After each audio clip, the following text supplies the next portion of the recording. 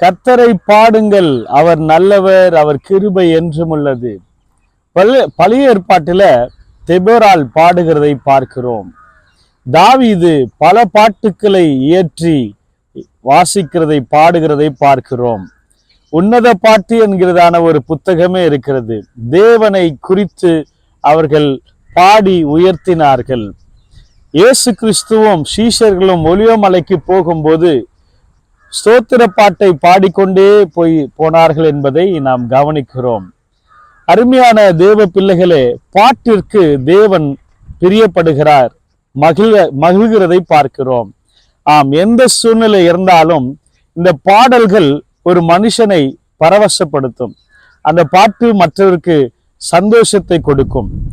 இப்பேற்பட்ட இந்த பாடல்களை நீங்களும் நானும் பாடல்களை இயற்றி அது உதய ராகமாக, இனிய ராகமாக, அழகான ராகத்துல நம்ம ஒவ்வொரு பாடல்களை இயற்றி பாடும்போது, கர்த்தரை துதிக்கும் போது, மகிமைப்படுத்தும் போது தேவன் அதுல பிரியப்படுகிறார், சந்தோஷப்படுகிறார்.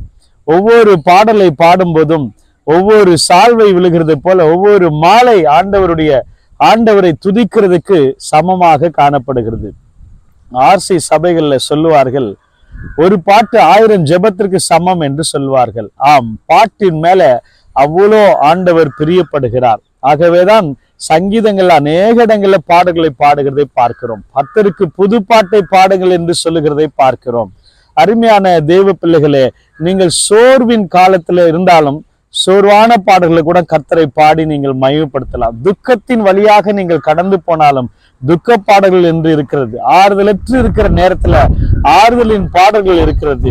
பரிசுத்தமாகிறதுக்கு என்று பாடல்கள் இருக்கிறது. அபிஷேகத்தை பெறுவதற்காக அபிஷேக பாடல்கள் இருக்கிறது. இப்படி தேவனை துதிக்கிற பாடல்கள், அவரை மகிமைப்படுத்துகிற பாடல்கள்.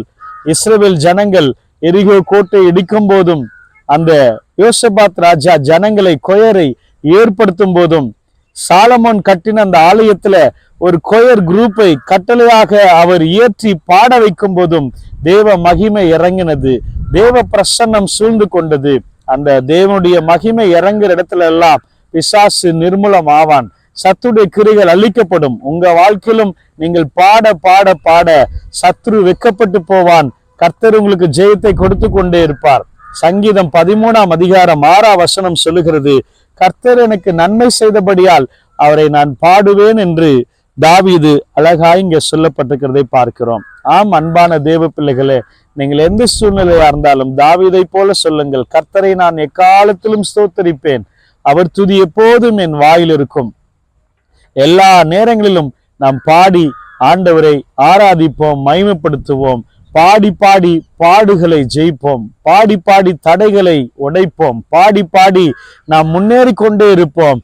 நாம் சந்தோஷமாய் பாடுவோம், மகிழ்ச்சியோட பாடுவோம். கர்த்தருக்கு உற்சாகத்தோடு நாம் ஆராதனை செய்து கர்த்தரை உயர்த்துவோம். ஒருவேளை நீங்கள் பாடல் நீங்களாகவே கூட எழுதி அதை பாடலாம். அவ்வளோ கர்த்தர் அதுல பிரியப்படுவார், மகிமைப்படுவார். அல்லது தெரிந்த பாடல்களை பாடி, கிறிஸ்தவ பாடல்களை பாடி மகிமைப்படுத்துங்கள். இதற்குரிய விசேஷ ஆசீர்வாதத்தை நீங்கள் பெற்றுக்கொள்வீர்கள் என்பதில் சந்தேகம் இல்லை. ஆண்டவரே, எங்கள் நாவுகளை பாடுகிற நாவுகளாக மாற்றும், துதிக்கிற நாவுகளாக மாற்றும், உம்மை ஆராதிக்கிற நாவுகளாய் மாற்றும். உம்மை எப்போதும் பாடிக்கொண்டே மகிழ்ந்திருக்க உலகத்தான் ஆண்டவரே போல அல்ல ராஜா, உமக்காக உம்முடைய ராஜ்யத்துக்காக நாங்கள் பாடி எழும்பி பிரகாசிக்க எங்களுக்கு நீர் உதவி செய்யும். அதனுடைய பலனும் ஜீவனும் கிருபையும் தந்தரலும் ஆசீர்வதியும். இயேசுவின் நாமத்தில் பிதாவே, ஆமென். God bless you.